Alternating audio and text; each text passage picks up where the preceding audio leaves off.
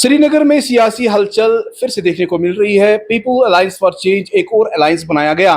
Sajjad Ghani loan के नेतृत्व में यहाँ पर जमात इस्लामी के साथ साथ हकीम यासीन जो पीडीएफ से वाबस्ता है और काफ़ी सारे ऐसे दीगर लीडरान थे जिन्होंने एक मिलकर बड़ा अलायंस बनाया है। इस अलायंस का मकसद ये होगा कि 5 अगस्त 2019 से पहले जिस प्रकार से यहाँ पर जो कॉन्स्टिट्यूशनल राइट्स थे उसके लिए जो है वो काम करेंगे, स्टेटहुड की बहाली उसके लिए काम करेंगे और जहां जहां उमर अब्दुल्ला की सरकार कमजोर होती हुई नजर आएगी उस पर भी अपोजिशन का एक रोल वो निभाएंगे। प्रेस वार्ता कर सजाद गनी लोन और बाका जो दीगर यहाँ पर लीडरान थे उन्होंने क्या कुछ कहा, इस प्रेस वार्ता में जरूर देखिए।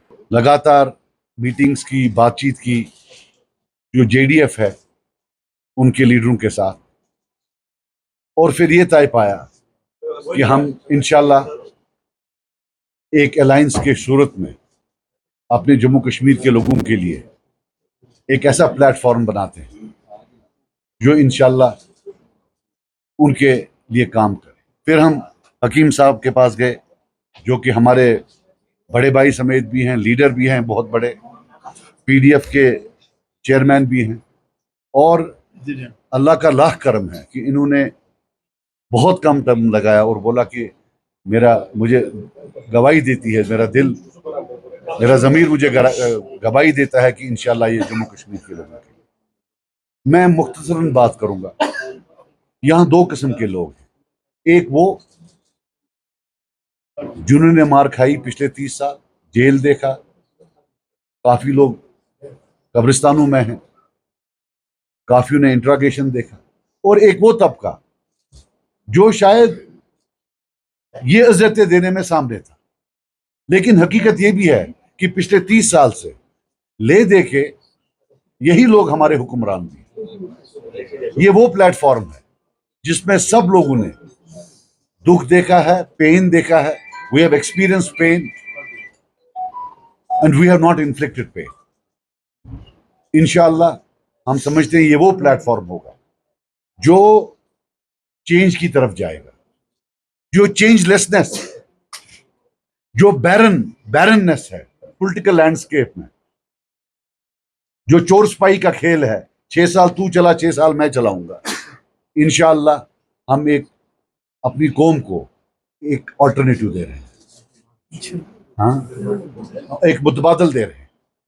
तो मेरे ओपनिंग कमेंट्स थे। मैं अब गुजारिश करूंगा, और मैं आपको बता दूं कि इससे पहले कि कोई कंफ्यूजन करे, कुछ करे, ये एक इलेक्टोरल प्लेटफॉर्म है, टोटली इलेक्टोरल प्लेटफॉर्म। इसमें सोसाइटल इश्यूज हैं, बाकी चीजें हैं, हम सबका जो है इसमें जो है स्ट्रेटजी है वो सेम हो कि उसको जेल डालो, इसको कुछ नहीं निकला, 30 साल से कुछ नहीं निकला, 78 साल से कुछ नहीं निकला। Give compassion a chance, give magnanimity a chance. मुल्क जो होता है ये माई बाप होता है, माई बाप अपने बच्चों से ऐसा डील नहीं करती, उसके लिए सब बराबर होते हैं।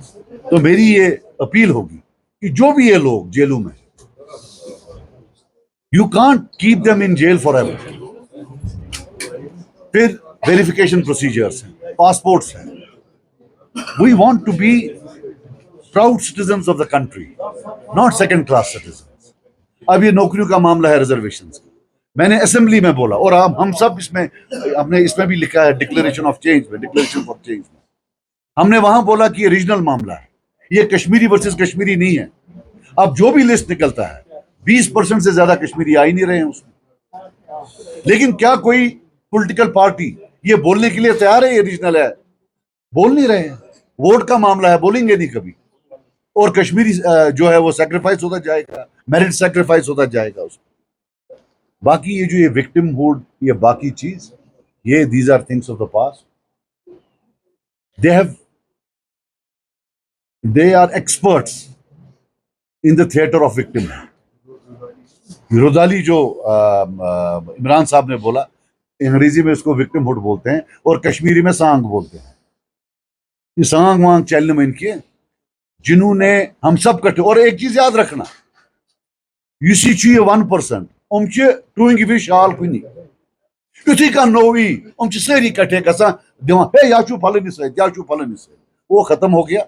ये वो लोग हैं जिनने सहा है, मारे खाई हैं, जो आम इंसान, दे रिप्रेजेंट द 99%।